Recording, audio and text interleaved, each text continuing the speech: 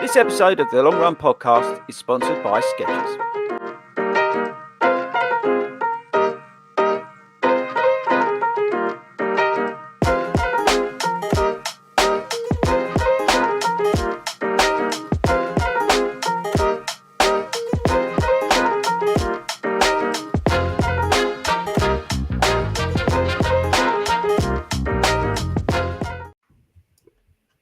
Oh, good evening. Good evening, everybody, and welcome to the Long Run Show. How are we all doing? I've just played my mic because I just literally come on here. True or not? Yeah. True. Yes. True. So, good evening, everybody. Tonight we're talking about 10K PBs because if you're like me, you're going to be in London on Sunday. You're going to be running the Winter 10K. But if you're not, this will still help because we're going to be talking about how to run a 10K PB. That's what we're talking about today. But as usual, we're going to talk about some other stuff as well. That will come, so bear with us. But 10K PBs is what we're talking about today. So this is the Long Run Show. This is an award-winning podcast for the everyday runner. I've got with me today, up there, Ben, over there, Jatilla, and Speed Go somewhere over there. Here he is. And we are joined by Bam Bam, Lindsay, Gavin, Steve, Richard, Penny, James, and more, because we have a load of live viewers tuning in. So we record this live. We don't script it, as you will have already seen from the start of this. And we record it live. So, guys, if you are listening to this live, watching this live, get in the chat comments. Tell us about 10Ks. How have you done it? Have you run PBs? All that sort of stuff. Share some love in the comments, and we will come to them as we go through this episode. We've got to give a shout out to our sponsors at Skechers. Get over to skechers.co.uk. Smash the life out of them. Tobe, are you going to be in your Skechers on Sunday? I haven't decided yet. I may be. He lives and breathes in Max Road 6s. That's no lie. Isn't it, Tobe? It is because they're far superior to the Super Blast. There we go. The man loves them. Get over to startfitness.co.uk and use the code FORDY. You're going to get a nice little discount over there. And I think that's about it. Now, we are missing one of the members of the team tonight. He is in Las Vegas. You may have seen him in Las Vegas running up and down the strip. But he has sent me some pictures. So I thought I'd share them with you. So if you're watching live, because you might not have seen him on Instagram, he's put some pictures out. I'm just going to share them with everyone that he's in Vegas. Now, you've got to remember, he's only little.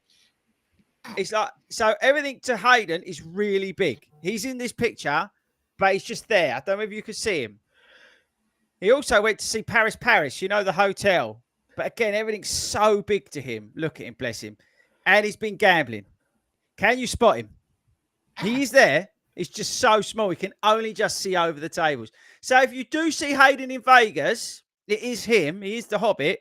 And he's running up and down the strip. So make sure you say hello to him. So, team, how are we doing? Chatilla, how are you? Oh, that's made my weekend already and it hasn't even started yet. I didn't even realise he was in Paris, but now that you see that, I remember. No, he's in Vegas, but he's gone to the Paris thing.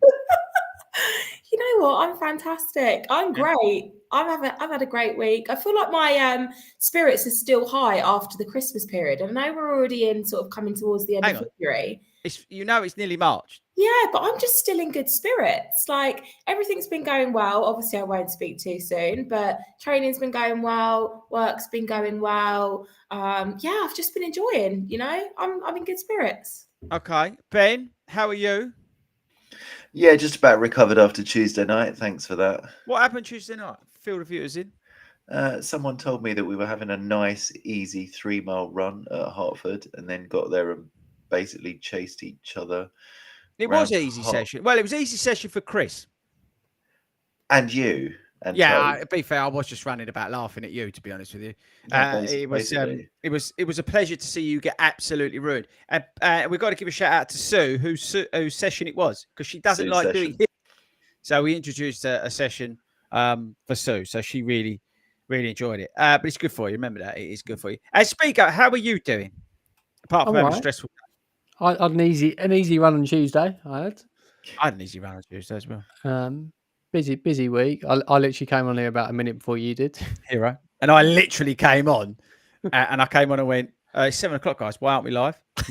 We were all sitting here 5 minutes before and he comes on, he's like, why are we not live? I thought, waiting for someone. Now, I've got a very serious question. Really. Actually, I've got two serious questions. First question. When's the last time you had some Vimto? Anybody remember having Vimto before? Not in a long time. Not this Ben? decade. No. Here I'm going to be sampling that this evening. If they want to sponsor the pod, just send an email. hello@40rounds.com. About £1 million would do it. And secondly, Tobe, this is a serious question for you. Have you started using the Strava dating app?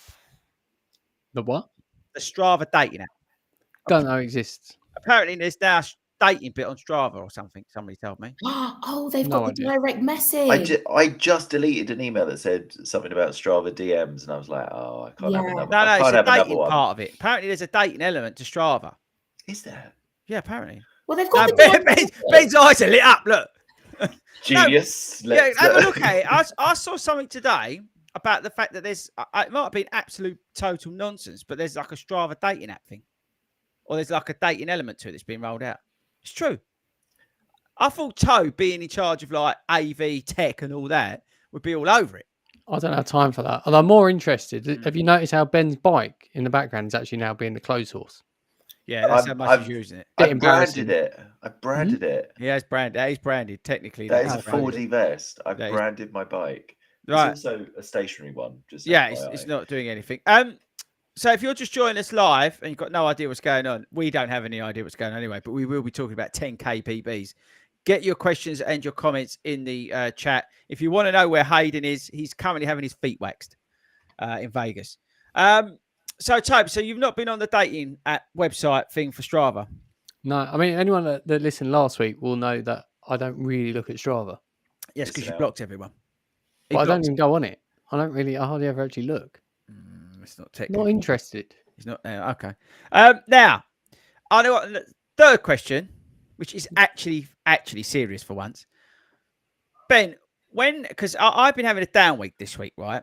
And I've had a few people say to me on Instagram, "What does that mean? What do you do?" So I want you, firstly, we'll come to you to tell viewers what you would do in a down week.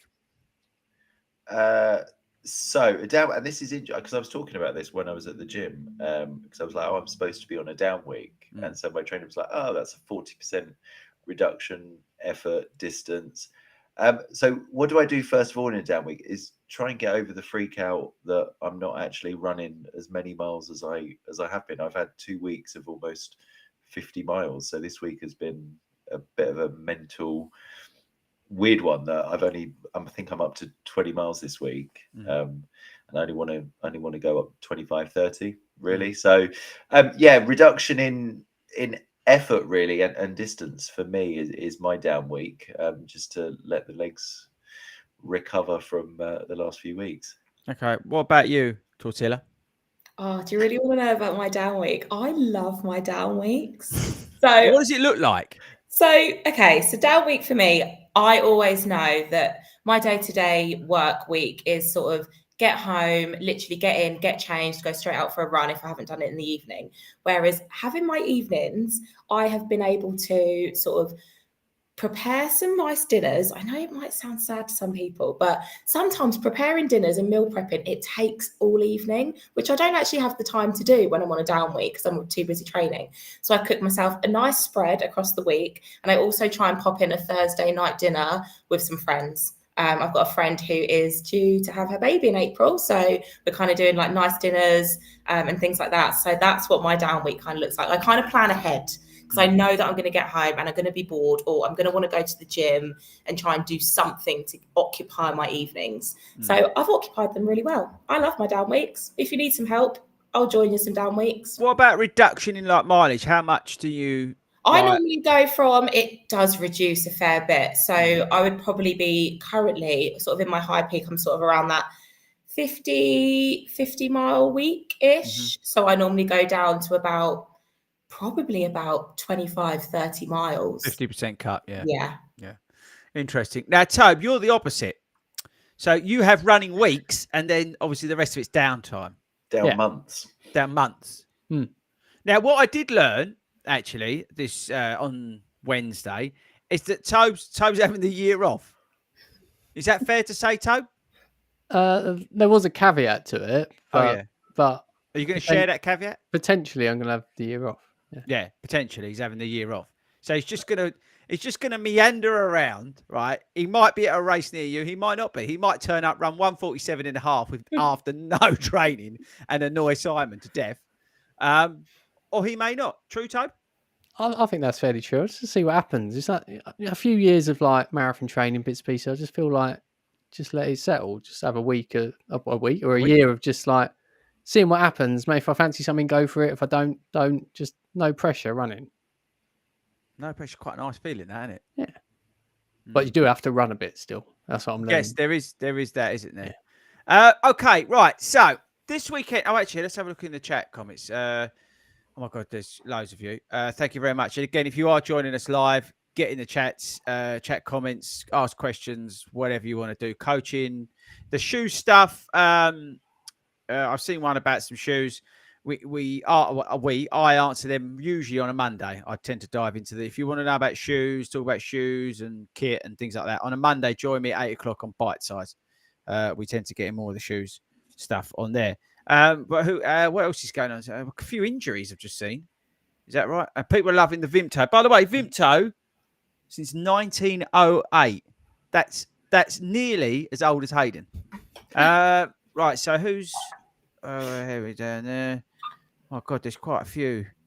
I prefer Tizer. Robert Hallam's asking if I'm going to be leading the Winter 10K. No, I'm not this year. You're going to have all the Hoka athletes, all the influencers at the front, all in their Hoka kit. And then there's going to be all the normal people. And then I'll slot in the purple wave because I'm a hero. And I'm running with Aubrey from Aubrey Running, the YouTube channel chap who we had on Bite Size. So I'm going to be doing that this weekend. But yes, no, I won't be leading because there'll be all the Hoka athletes at the front, heroes that they are. What was the other stuff on there? Currently injured. Sorry to hear that. Gavin, does anyone practice mindfulness as part of their downtime? I think you should be practicing mindfulness all the time, to be perfectly honest with you. HF Prepper, I've got to be honest with you. I don't think that's necessarily set for downtime. I think it should be something that you should try and do all the time. Definitely makes you feel better as a runner, as a human being, I would say. Ben, you nodded when I said that. Yeah, I try and I think most nights before I go to bed, I try and do a bit of sleep meditation and practice that. So it's not necessarily just as part of my downtime. It would be a daily routine. Yeah, I'll tell you about you, Tortilla. Oh, I love my downtime. She's just loving. She's so relaxed. You're gonna fall asleep. Still Christmas. I do. No, I do. I love my downtime. It's so important, and I think especially when you've got such a busy life schedule, whether that be through work or through training or through anything like that, you have to put yourself first and have that downtime. Whether it means you sit at home and you sit in bed and you catch up on your favorite soaps, or you do some yoga, or I love seeing Ben every single morning without fail at 6 a.m. He does a good 10-15 minute on the stepper. Like whatever suits you, do it. You're welcome. There's a song in there, Hot Stepper. I can't play it because we get copyright strike. But Ben, do you know the one or not? Do I? Here comes the Hot Stepper. Oh yeah. That one. Okay. Yeah. One of Hayden's. What's that? Is that one of Hayden's? It is one of Hayden's. Yeah. So, do you know you go to David? I learned this on the radio this morning. Oh. The kind of guy I am. So Hang on, stop a minute. Who listens to the radio?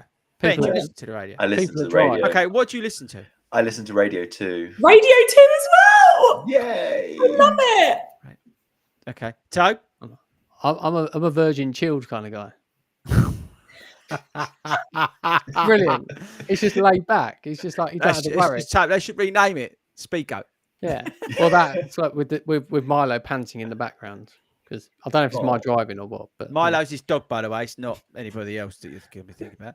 Yeah, go on. But apparently, so David Lloyd apparently now are doing a switch off session. So effectively, you can pay to go into David Lloyd, sit there, and do nothing for an hour.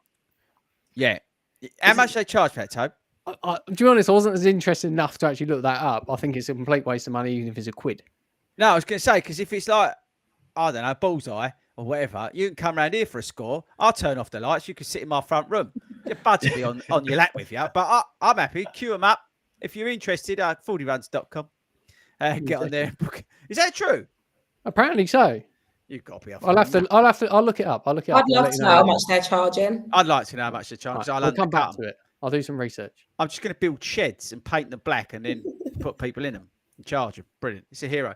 Right. Okay. I'm going to come on to what I was going to ask you something else later, because I do think we should try and start and get into this 10K business. Because, as I said, there's the winter 10K, which for me always feels like the first race of the year, like mass participation event, let's call it. I know I was at Wrexham last week and we did them other ones, wherever they were in, whatever Ben maybe do. But it feels like the first mass participation event, okay? Because it's in the capital, lots of hype, lots of, people there, sort of thing. But Ben, you're there, aren't you? I am. Yep. Tilla, are you there? I'm not, but I'm watching. I'll be there. So you're on cheer squad duty. Yeah, girl. Tobe, you're running it, aren't you? You're with me. You're camera duty with me. So yeah, there's quite a few people there. We've got a lot of the 40 Runs Club and community going on, which is awesome. But yeah, like I say, is that first 10K of the year? And I think for some people, it's obviously could be their first 10K. I think it's a great one to do. Raises a lot of money for cancer research, which is awesome. But also for some people who maybe half marathon training, it's a racing event that they slot in to have a go at it, see where they're at, kind of thing. I encourage my clients. I've got quite a few who are going to be there to have a strategy. Some of them are looking at it differently than others. We've got different ideas, but in general, just to go see where you're at in terms of your fitness, your speed, that kind of thing. But also, which is a great thing about 10K, is that mental battle I feel that you have to have with a 10K, because with a 5K, it's like it's a relatively short, sharp, painful death with a 5K, right? Ben's nodding. Why are you nodding? That welcome to Dover. Yeah, go and watch the video. What? Yeah, when he nearly died. It's great, but because with a 5K, you just go out hard from the start, right? And you hang on, but it's over pretty quick, right, Ben? To be fair, relative. Yeah, absolutely. And you don't have there's not a long enough distance or long enough time to make up. You can't negative split. For me, you can't negative split a 5K. You just have to go full out from the start. Hang on as much as you can. Yeah, exactly. Now with a 10K, you kind of look at it a little bit different. Look, we're not talking about elites here, right? We're talking about everyday runners. It is slightly different because it's that sort of slightly longer amount of pain, but you still have to go for it because it's not like a half, right? So you still have to go for it, but how hard do you go for it? If you go too much too early, it's going to be dreadful. But if you don't go quick enough at the start, you've got a lot of time to catch up, or it's hard to find that rhythm. Okay, so that's why I think. Hang on, I'm going to cough. I'll blame the Vimto. If you don't go at it hard enough, it's hard to catch up. But you could be on the pain train for a reasonable amount of time if you go too quick. It's a hard one, isn't it? It's really hard when you say it's kind of that the 10K is kind of that level where you can really push yourself without it being too long, if that makes sense. Everyone kind of talks about that hour period of like where you can really, really push yourself. And so if you can get around, in that kind of time, then you really it's where you got to believe in yourself, really, and actually go, I can actually do it. Exactly. And that's what I come on to, Tom, in terms of the mental battle. So again, going back to what I was just saying about the fact that I've got people doing it, is because we want to test them mentally more than anything else. Because you want to get to that point in a 10K where your brain is going, nah. And it's all relative, right? It doesn't matter whether you're walking this or whether you're, running, 6-minute miles. The fact is, it's still a mental test, right, Jatila? Yeah, 100%. I can't lie. I hate the 10K distance. It's my least favorite distance. And when I have to race it, it's a mental battle for myself. As soon as I enter it, I think, oh my gosh, I'm doing this again. This is what I've got to do. This is how I'm going to go out. And I instantly sometimes psych myself out with these sort of things. But it's a mental battle. And how I sort of tackle them is different in terms of what I would do for a 5K, completely different. I've started to slowly adapt to the 10K distance because I'm having to do it a little bit more now for marathon training. And my approach to it has changed completely from what I thought of it first time round to how I see it now. So it definitely is a mental battle, and you just have to throw yourself in them for even training purposes, out on your runs, treat them the same, fuel the same, treat it how you would on kind of like a race day. So you're used to what to expect when it comes to a race day as well. I think, right. So let's just, yeah, perfect, by the way. I think looking at the 10K in terms of smashing it, right? First and foremost, obviously, and I say obviously, you should have hopefully done some form of training plan for this. Okay. Now, that can be because you're trying to get to that distance. That could be maybe you're trying to improve at that distance, or maybe you're training for something else, but this forms part of that training plan. But you should have let's call it a solid training plan in place to get the best out of it. What do you think, Ben?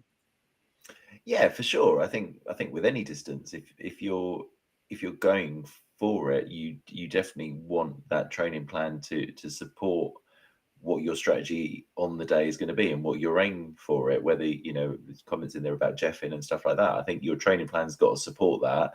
Whether you're, to Tilla's point, using this as that training plan for your half marathon and full marathon, this forms part of that. So you do absolutely need. You can't just rock up on the day. I think I've made that mistake a few years ago. Rock up on the day and just kind of go for it. And I genuinely got to about 8K and was walking.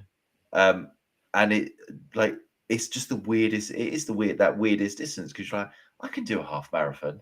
I can do a 5. Like, why with that 10K am I getting to like 75% distance and then there's nothing there? I think that. Yeah, you've blow got up. a plan for that. Yeah. Yeah, we'll come on to pacing. Actually, maybe we'll talk about that next. But I think if you're listening to this, you're thinking, right, okay, what does a 10K training plan look like, right? So has any of you trained for a 10K race, like specifically? No, I haven't. It's always been a part of either a big, it's a funny one. It's a funny one to train for. It's like I guess, Jatila, even when like you were doing your sprinting, that was a much shorter distance. It's kind of like when I first started training for the marathon, and I'd completed London and it was fantastic. My goal for the following year was not to do any marathons, but to focus on getting faster. So that's when I said to myself, okay, I'm going to focus more on the 5K and the 10K distance. You automatically take the half marathon and the marathon as like not speed work. So if you are training for that, it does prove to be a little bit difficult when it does pop up on the training plan. But when you are trying to work on the speed, the 5K and the 10K, I did notice, obviously, I did start to implement a lot more speed work. And coming from a sprinting background, I prefer that. That's what I liked. But there was something about that 10K, like going past that 5K, 6K mark, I just wasn't mentally preparing myself right for it. Whereas now I kind of treat them as that first sort of 1K to 5K. Everyone loves to try and get out hard for those 10Ks because you feel like you've got to match what you do in a 5K. It's not the case. It's sort of strapping yourself back, putting yourself back a little bit, and just getting that work between that 3K and that 6K and seeing how you feel, as opposed to pelting it like I would for a 5K. I'm still learning the distance. I still look at my plan and think, oh, okay, I've got a 10K now. I did a 10K a couple of weeks ago. And I looked at the plan and thought, I don't want to do this. But I used it completely as a training program. And I actually, for the first time, enjoyed the distance. Yeah, it's interesting. Actually, and there's some good points, actually, which we'll come back to. I'll pick up on some of that because there's some interesting stuff. I'll just leave it here in terms of the training element. I would say if you're thinking about a 10K training plan, do not neglect the longer miles. Yeah, you need the stamina and the speed. Okay, you do need the two. I would still recommend. Funnily enough, I was talking to someone today. I don't know if she's listening or not. We was talking about doing her a plan for the 5K and 10K distance. So I was talking to her about running 6, 8, and 10 miles in terms of her rotation, and using those 6, 8, and 10 miles to keep the stamina up on the longer miles, but within those, dropping some pace. So like drop down into half marathon pace or below. Play with it, have some fun with it, enjoy it. Do your dedicated speed work in the week, heel repeats, and all that sort of stuff. but then also do the longer miles or middle distance miles, let's call them. But within those, drop in some form of higher effort. So you get a good blend. Yeah, you're getting some of that medium work done. You got your high stuff, and then even if you put some easy work in that aerobic, maintaining, slightly building in there as well. Don't neglect the gym when training for a 5K, 10K. I mean, you should never neglect it anyway, right? But it is, again, you want that explosive power, you need to get that worked out in the gym. Just putting that out there, okay? Now, so picking up on some of that, let's talk about pacing, right, for the 10K. So firstly, I would say to anybody who's going to a 10K race, unless you're going there for a great time, which I think is the most important thing, but let's say you're wanting to run a certain time, or you wanting to run, and that's what we're trying to do today, talk about running PBs at 10K. You need to have, before you go, even on the train, in the car, on the plane, in the helicopter, in Hayden's limo, whatever way you're getting there, right? You need to have a strategy already marked out, exactly how you're going to start this race, how you're going to sort of get on in the middle part, and how you're going to end it. The reason you're doing that is because I think you're trying to give yourself some control, but also for when those mental demons come up, and we'll come on to them, you have a little bit more of a handle on them.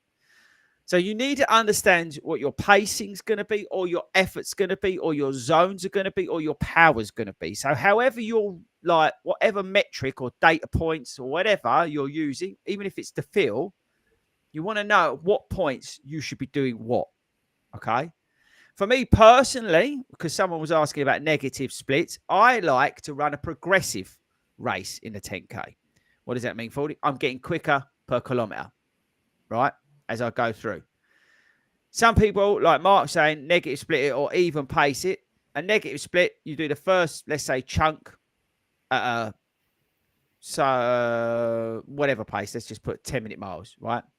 Second half, maybe you run it at 9:45. So you over the two sections. The second section even is quicker. So you've negative split it. Does that make any sense?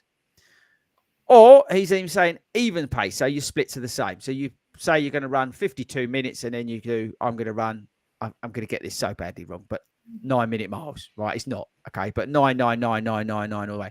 So there's multiple different ways you can do this, right? You can go a bit faster, a bit slower, whatever. Me personally, I like to do a progressive run. Why? Usually when I start a race, I'm an anxious mess, as everybody, I think I've said it to everybody that everybody knows I am. And I settle into the race, and then I'll just slowly but surely build into it as my confidence builds. I then get to that point, we'll come onto it in that mental area where I then try and step on it and ask a question, and I'll come onto that in terms of the mental thing. But I prefer going progressively quicker through a 10K and finishing as hard as I can. That's the way I feel works for me, okay? And that's through experience and knowing myself as a runner. Ben, if you're going for a 10K, which you will be on Sunday, yeah, how are you going to tackle that in terms of pacing or heart rate, or however you're, whatever data metric point you're using?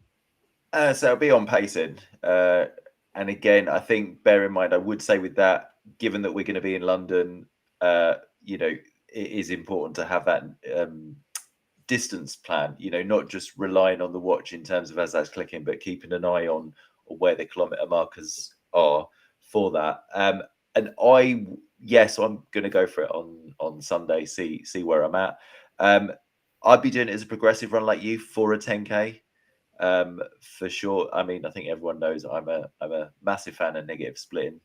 I think apart from my 5K, which just gets progressively worse when I do that. But I think I'm going to try the progressive run on Sunday for that. I think I always go in with an intention when I've gone for a 10K PB. If anyone hasn't seen the St Albans one last year, go and check that out on your YouTube, where first time you broke me, second time. Great time.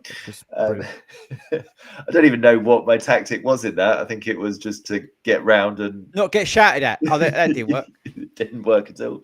But yeah, I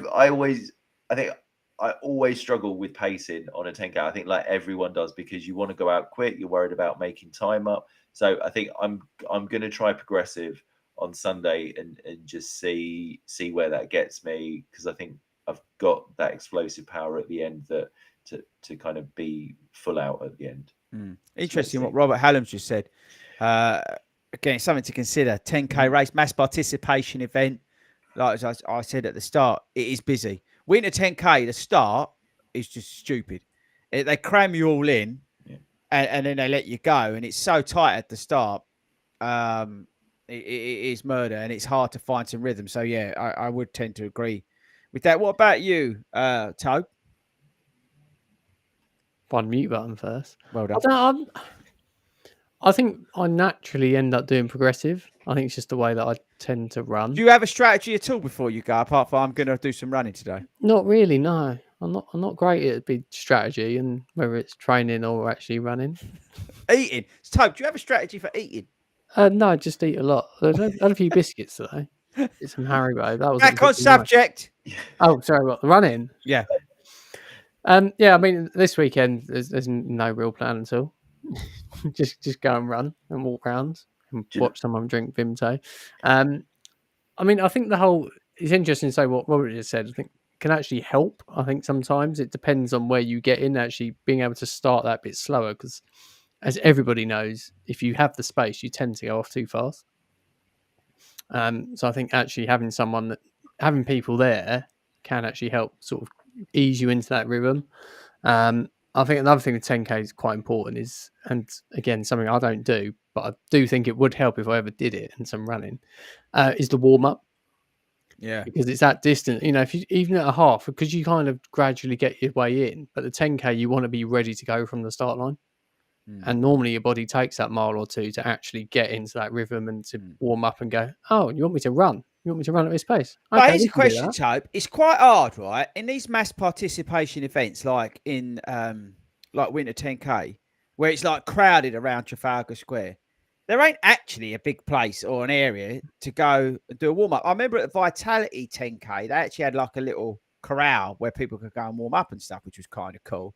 Like I was just thinking back to Wrexham at the weekend. We were running up and down the street because we had the space. But what do you do in the middle of London? I think there are spaces. If you find them, there are spaces. But I think the problem there is that then you do end up in your waves. So once you've done that, most of these events do a big warm up at the beginning with, try and get everyone there and have somebody up on a cherry picker. I want to put Chris up there one day. I'd love to do that. Can I be the controls at the bottom? I'd just love to go and do everyone's warm up. Yeah. No, but you've got to be up in the cherry picker, bouncing around while I control it and spin it around. Can I take some diazepam before I get up? Nah, ruin it. Oh. Well, you can film it though. Make a good video. Yeah, mate. I'll film it. I think that's probably you get back on the topic. You do the warm up, then you're in the pens, and it obviously depends which pen you're in. So then how long you're kind of standing around, then you're kind of losing that effect. I think it's still useful doing that warm up, but obviously not quite as useful as it'd be if you've done your warm up right. 5 minutes later, off we go. We did that at ASICS Toe. We ran. Do you remember? We ran from the car to the start. Was that because we were late? That was because we were late, to be fair. But that's a good thing to do. Like, if I don't know where you parked or where your train traps you out or whatever, that's the sort of thing to maybe think about doing. Do a nice gentle warm up. Now, what I'm going to cut off, because I'm going to use that warm up and I'm going to go into something else I just thought of, which I want to come on to Tilla, is running form, which I think is really important. I think it's harder to maintain that form when you're in a marathon, because by the time you get to the end of it, you're just like happy just to be over. It's like, and form goes out the window. But in a 10K, I think running form always helps. Okay. I'm just coach's hat on. But I think if you can think about it during that 10K, it will improve the efficiencies and ultimately will help you in terms of time. And the reason I mention it is because in that warm up, let's say, one of the things I do is think about my form. So are my hips nice and neutral? Yeah. Am I relaxed in my upper body? I don't want to be overstriding, let's say, you know what I mean? But at the same time, I don't want to be the complete opposite. Is that something for you, Jatila? Do you think about your form when you're out in a 10K? 100%. Yeah, definitely for the 10K, for the 5K, I must say I definitely fall off on the longer distances, but the warm-up has always been a key thing for me. Coming from a sprint background, I spent probably more time doing a warm-up for my sprint sessions than the actual session. So for me, I've always been able to focus on that warm-up, making sure that my hips are straight, make sure I'm not leaning too far forward. It's been more ingrained in me, but that has helped from strength.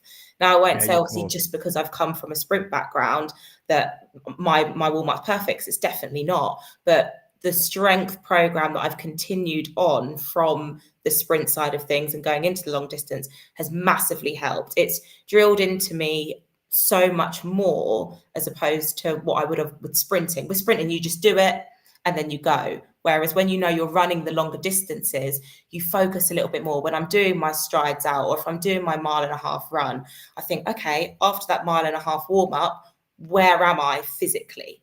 Am I slouched over? Am I hurting somewhere because I haven't focused on this? It really makes me self-reflect before the race. So I do go out feeling a little bit more confident when I've done a proper warm-up and focused on that. The reason I stuck my hand up, I just want to dive into that strength work. What are you doing?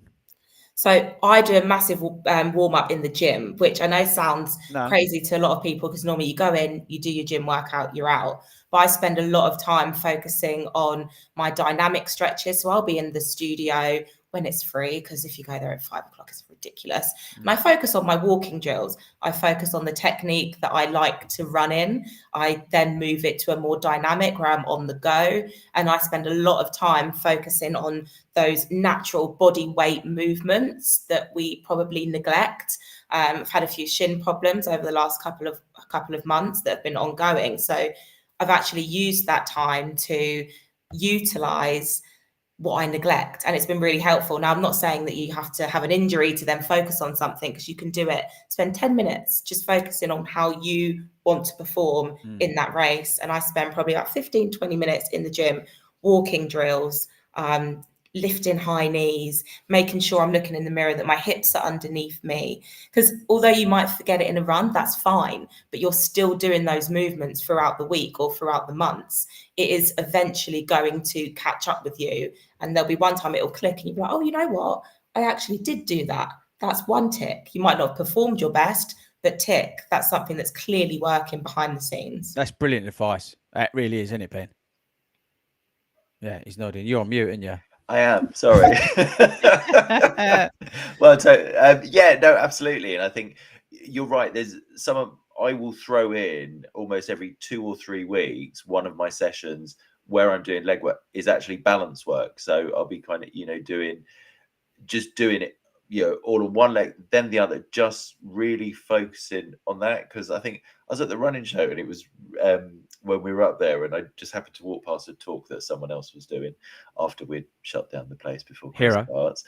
And I've got a funny story to tell you about that. I'll tell you about it on Sunday. I'm not allowed to say it on here. I'll get absolutely shot. I've also got another story that I'm really annoyed about, by the way. I did a shoe review, right, on a pair of shoes. It was absolute I mean, the worst shoes. I've just seen something on TikTok from somebody. I'm not going to say which channel. And it makes me cry, the fact that it's so biased and paid for, an absolute disgrace what people are putting out there. So I had to say, it really annoyed me. I just saw it just before I come on here. If it's got to stop. Stop it. Everybody stop it. Just because you got sent a pair of shoes or you might be getting paid for it doesn't mean you have to say it's nice. Okay? Stop it. It was really bad. It really irritated me. Carry on. You okay? You okay, hon? Honestly, I was fuming when I saw it, because I thought to myself, this is so bad, because somebody's this is a credible source, right, of what people go to in terms of viewing. And I saw this thing on TikTok, or was it Instagram? And they're bigging up this shoe, and it is absolute tut, like this shoe is. But because it's like a sponsored thing that they're doing with them, they're saying, "Oh, this is like, oh yeah, brilliant." It's not. It's terrible. It's awful. But why not just say it? Be honest. Carry on.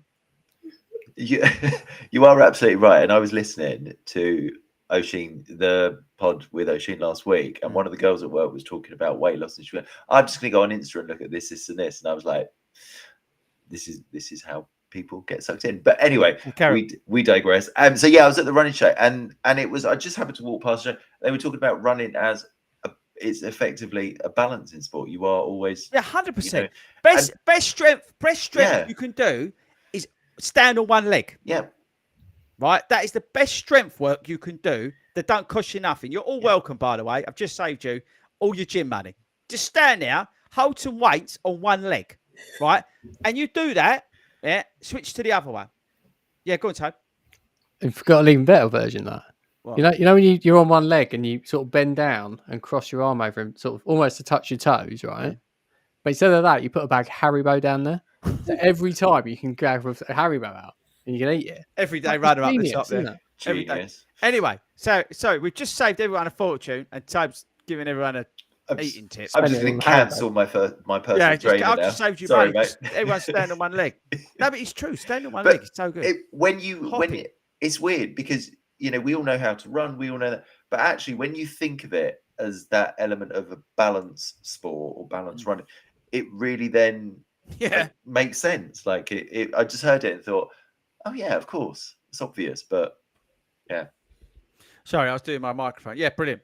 Sorry, that's you need one that lights up, Chris. Yeah, I do need a mic that lights because it sort of blends in. Anyway, right. So back to where we was going. Running form, people, is important. If you're out there, all I would say to you is at mile 3, think about, is my upper body relaxed? Right?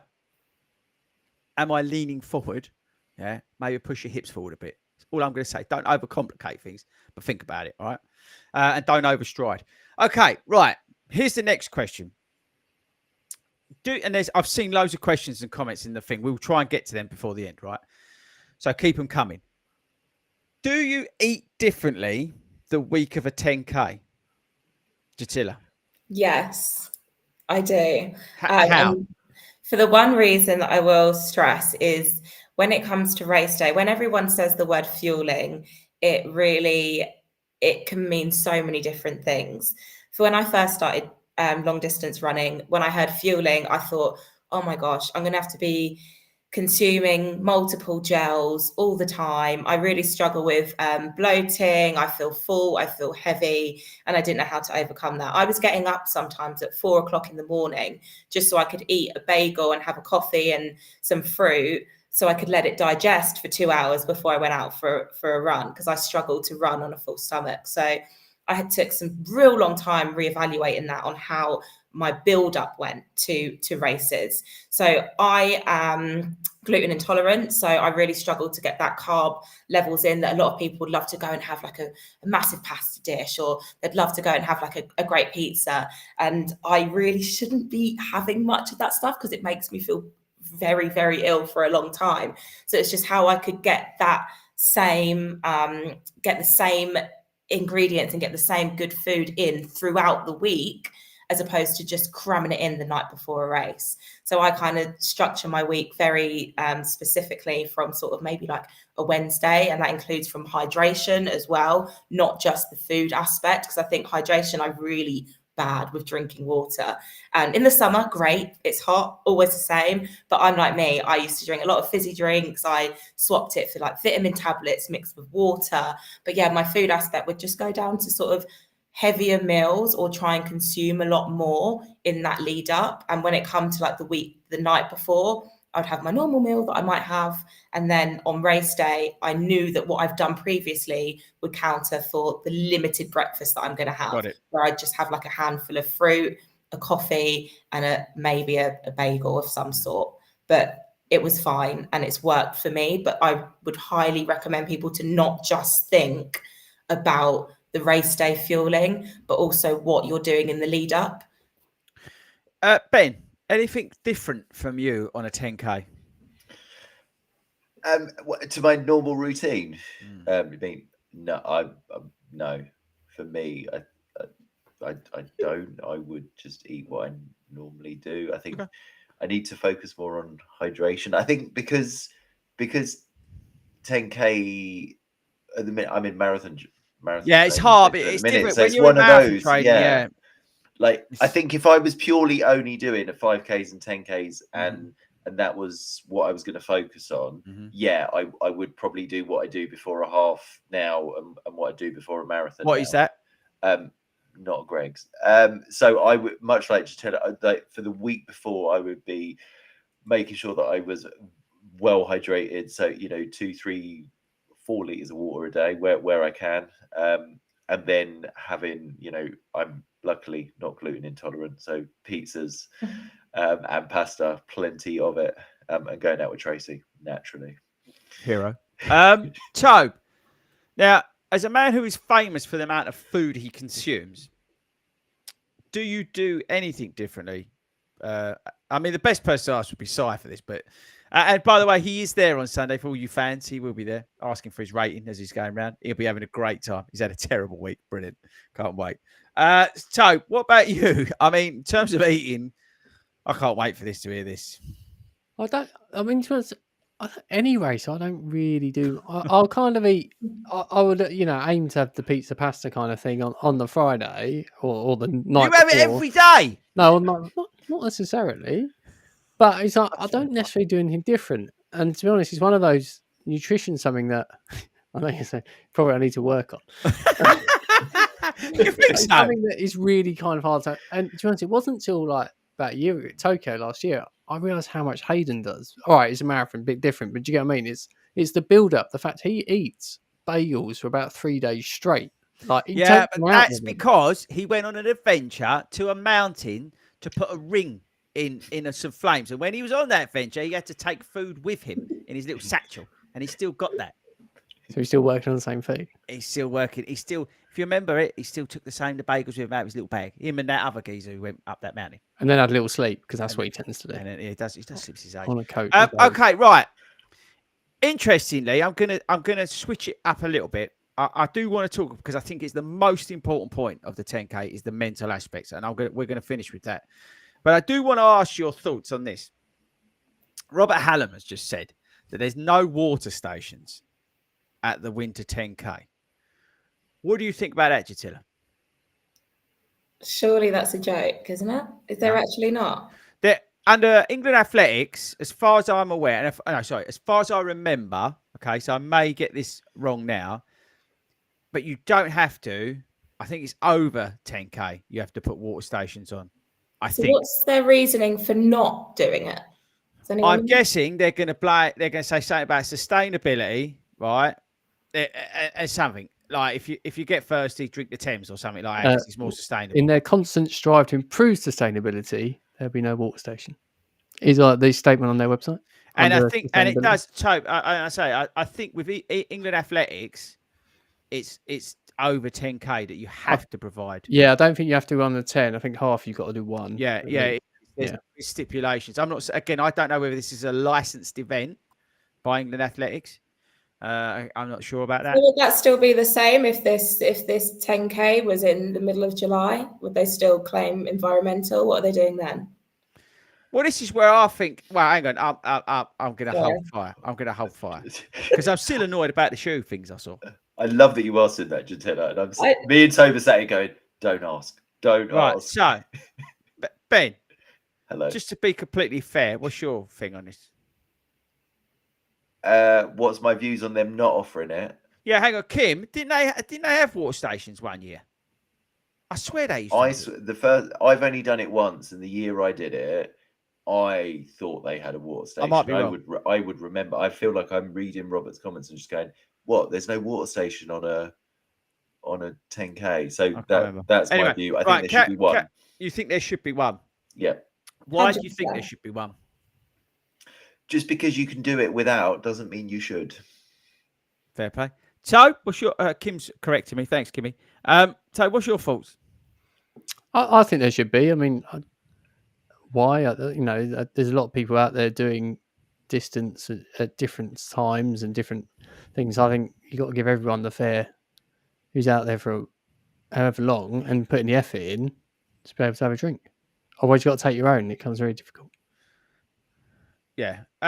Does anyone know if Abby's watching or listening? Let's say she is. No, she's not.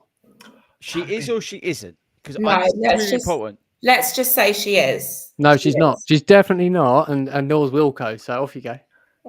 Don't be serious, because I will get in a lot of trouble. No. She's Would going you to ask? listen back. No. Go on, She's do it. listening. No. it. No. I can ask. No. Can you ask, Joe? Because Yeah. I've got a strong opinion about this. Have you? That's surprising. Maybe they should put me up on that warm-up thing so I could tell everyone. Tobe, can you check before can you do it Wow. quickly? Huh? She's out. Go for it. Right. I think it's an absolute liberty, and I think human race events should stop and look at themselves and go, I think we're putting people's lives in danger. I think it's an absolute Mickey take that there's not water out on course. To blame sustainability and environmental things is an absolute load of rubbish. Because if that's the case, in the summer, would they say the same thing? It's complete nonsense. It's just purely a way of saving money. There's no other reason you can prove to me that it makes any difference in terms of sustainability environment. Use paper cups or whatever. But I think it's an absolute liberty. What happens if there's people out there for an hour and a half? You're telling me they're not going to get a drink? I think it's a joke. You're doing a high effort for a lot of people. They're putting themselves physically in a position probably where they're not used to being, and you're not going to provide the water. They've spent about 45 quid on this event, and you haven't got the decency to give them water. I think it is a strong, strong liberty, and I think they should have a proper look at themselves. Honestly, I think it's bang out of order. When I heard that, I thought you're having a laugh. It really is. And just think how much people have paid for it. And they can't even afford, right, to give water. And they're saying sustainability, environmental. We know that's rubbish because every other event does it. So that they need to really stop it because that is naughty. I really think it's naughty. Can I just ask what they're providing at the end of the race? I was just about to say the exact same thing. Surely that's going to be in plastic. That's what I'm saying to you. So it's absolute nonsense. They Oh, could, no, they she could, did. they could put, they could put water at the end. Why can't they put water in the middle? Yeah. Somebody's out there for even for 45 minutes, 50 minutes, 60 minutes, right? Halfway. Fletch, right? Just survive. Well, yeah, survive cancer, let's say. Yeah, because he's kicking it. He's going to be walking the course. So he's walking the course and he's not allowed. There's going to be no water provided to him because the sustainable environmental. So what's he meant to do? Come off course, go into prep, buy a plastic bottle. It's an absolute joke. 45 quid minimum people are paid. I think it's a liberty. I really do. I've got strong feelings about it. Mainly, as I said, because I know, for example, Fletch is walking it. So what's he going to be out there for 2 hours? Let's say 2 hours, maybe. And he's going to have no water provided. Where does this madness stop? Honestly. Right, move on. I would be very interested, though, to know what they do. Oh, stop. There Press. you go. Toe, show it. Show it. Oh, wait. Oh, You You've can been take a picture. endorsed. You've been I- endorsed. Picture of that and Admin keep it as says she evidence. 100% agrees with you, so you got away with this one. There you go. But do you remember 10K, A6 10K when Mm. they sustainability, no plastic, all that, and at the end they gave you a plastic bag? that's the Bruna thing. got very upset. What was the? Did anyone run it last year? What did they give? What did you get at the end? Oh, I can't remember. I just think the whole thing's an absolute Mickey take. It's an easy excuse, right? Just to throw. Sorry, I'm going to Massively. use that. Just to throw sustainability in there. And it's not like they haven't got volunteers. They've got amazing volunteers who are prepared to do that, right? Mhm. Like from clubs and people around the country who are prepared to give water out to people. Water is a minimum requirement to give people. It's an absolute Mickey take. I think it's a disgrace that they're not giving it. I expect now never to be invited back to that event. But I don't care because I think you're bang out of order and you need to change it. Right, let's move on. The last and probably the most important part of a 10K, right? And we're going to leave you all with this, okay? Is the mental aspect. Not only during the race, but before the race, okay? Because some people, you're going to get yourself in the right old 2 and 8 because you're going to be thinking, oh, I might be able to go for a time today, or I might not. And you're going to get yourself all worked up. Whatever happens, don't get yourself worked up. Look, go out there and enjoy it. Chances are, the more you look to enjoy it, the easier it will be. But there is that point in that race, you will come, apart from the fact that you're going to be thirsty, but you're going to come to that point where you're going to think to yourself, I can't do this. I can't carry this on. And it doesn't matter if you're walking like Fletch, or like going out and trying to break the world speed record for doing a 10K thirsty. You're going to come against that mental aspect. How do you break that? Well, firstly, I think you need to know it's coming. All right. And have a strategy like you did with we said with your pacing and all that. Have a strategy for when that demon jumps on your shoulder and says to you, "Here, you, what's going on here? You stupid." Because you need to tell him to do one. You need to have something that's ready, whether it's a mantra, whether it's I don't know, a tactic, or whether it's something you're going to drop in to beat that, because it is going to come. You need to stay focused, right? And you need to keep motivated throughout it. It's very easy to start that when that pace starts dropping off and you go, "Oh, this is a bit more comfortable. This is more me." You need to stay motivated to keep holding that pace, to keep asking the question. Because when that time comes in that race, if you are serious about running a PB or walking a PB or walking a PB, it's all the same, right? You need to have that conversation with yourself and figure out a way in which you're going to beat that. Toby, you're nodding. I think it is. It's that thing, isn't it? That it goes back to what I said at the beginning, isn't it? It's believing in yourself on a 10K. You are really pushing yourself, and you can push yourself for that distance. But mentally, you've got to believe that and know that and have that training and and think back to those hard runs, think back to everything that you've put into it, and then go, "I've been here before, and I did it." So you just push yourself through. I think that's the only sort of the way to go through it. It is. It's belief. It is belief, right? I think I totally agree with you there, Tobe. I think, Chris, we'd go back to the St Albans one. I know we laugh about it, but then we did Essex with young Theo, and I think it's that element. You start looking at your watch, and then mentally you think, "Oh my God, I'm going faster than I've done before." And if you're struggling, that can almost take over and start slowing you down. And I think you just remember the finishing straight for Essex, and we just shouted at Theo to cowboy up politely, and he absolutely smashed it, and he did hit it out the park there. And I think it's just coming back to that belief element of you're going for it for a reason, because you've prepped, you can do it, and you've just got to remind yourself of that and keep that positive. It's harder for me. It was harder. I know St Albans, you were like, think about the marathon, think about this, think about that, and all I was thinking was, I'm in so much pain right now. That's not helping.